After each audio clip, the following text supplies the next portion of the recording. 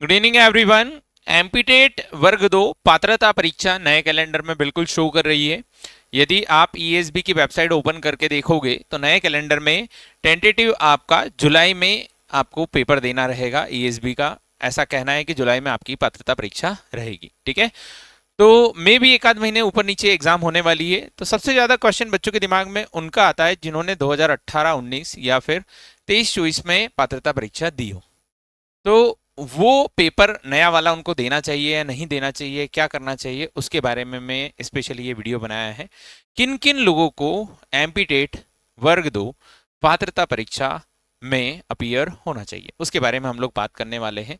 तो सबसे पहले तो वो बच्चे जो फ्रेश, जिनका अब जाके डिग्री और बीएड कंप्लीट हुआ है, उन लोगों को तो देना ही चाहिए। उनके पास तो ऑप्शन है कि अब जाके पात्रता देने का मौका मिला है।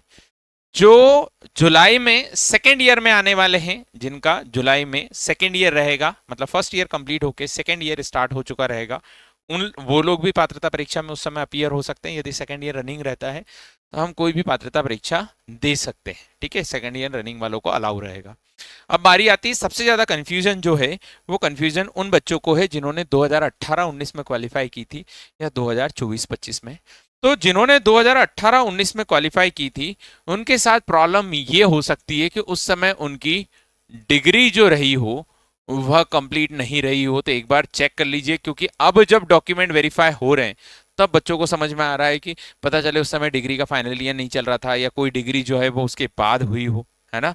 क्योंकि पेपर तो उन्होंने 2024 में उन्होंने दे दिया काई का चयन परीक्षा का, लेकिन वो किसके बेसिस पे दिया, 2018 के बेसिस पे। और 2018 में उनका बीएड हुआ ही नहीं था, 21 में हुआ था, ऐसा कुछ हुआ। तो वो 2023 वाला क्वालिफाई नहीं है, 23-24 वाला, तो उनको ये पेपर देना चाहिए। तो पहले डिग्री चेक कर लो उस समय कंप्लीट हुई थी या नहीं हुई थी। यदि डिग्री कंप्लीट नहीं हुई थी और उस समय आप क्वालिफाई थे तो वो अब मान्य नहीं होगा, आपको वापस से उसको देना पड़ेगा। डिग्री के साथ वाला क्वालिफिकेशन वाला नहीं चलेगा। ठीक है, आपको उसको फ्रेश चाहिएगा, आपको नया चाहिएगा। उसके अलावा 2024-25 वाला जो 2024-25, हाँ 24-25 बोलना चाहिए, 2024-25 वाला जो पात्रता हुआ था उसमें बहुत सारे बच्चों का ऐसा था कि उनके 90% मार्क्स नहीं थे। जनरल कैटेगरी से 90% पे क्वालिफाई नहीं किया था। उन्होंने 75 से 90 नंबर के बीच वालों से क्वालिफाई किया था और उन्होंने एक क्या लगाया था, कोर्ट केस लगाया था और उसके थ्रू उन्होंने पेपर दिया था। उन लोगों को अब मौका है कि उनके नंबर यदि 90 से कम है, 75 से ऊपर है, उनको अब पात्रता दे के किसी भी तरीके से क्वालिफाई कर लेना चाहिए।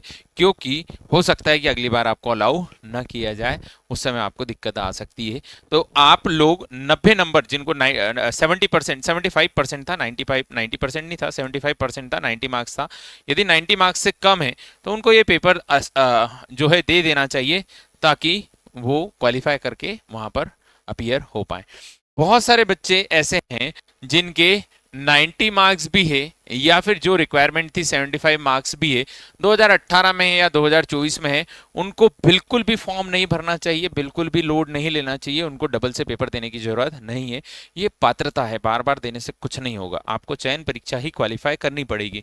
तो पात्रता बार बार फॉर्म, जैसे 2024 में उनको नंबर आ गए, 95 नंबर आ गए या 100 नंबर आ गए, अब उनको कभी भी पात्रता परीक्षा देने की जरूरत नहीं है। फालतू में फॉर्म मत भरिएगा, फालतू पैसे मत बिगाड़िएगा, कोई रिक्वायरमेंट नहीं है।